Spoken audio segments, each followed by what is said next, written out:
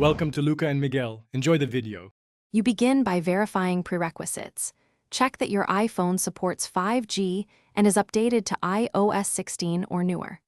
Once done, make sure your Geo 5G SIM is activated and inserted.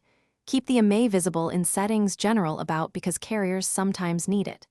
You should also back up your iPhone to iCloud or a computer.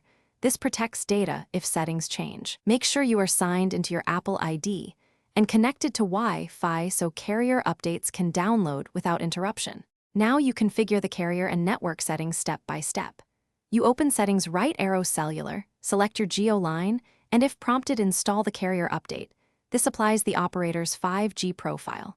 Once installed, toggle cellular data and enable 5G under voice and data.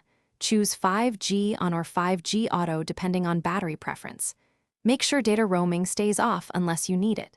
If you encounter data issues, check the APN fields under cellular data and update them to Geo settings. Finish by restarting your iPhone so the carrier profile solidifies.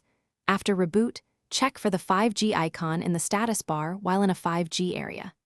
If 5G still doesn't appear, reset network settings in Settings right arrow General right arrow Transfer or Reset iPhone right arrow Reset, then reinsert the SIM and try again. If problems persist, contact Geo support with your IMEI and account details. They can push the profile. One key tip: toggling airplane mode on for 10 seconds often forces a clean reconnection. Thanks for watching and please subscribe. It's the best investment you'll ever make.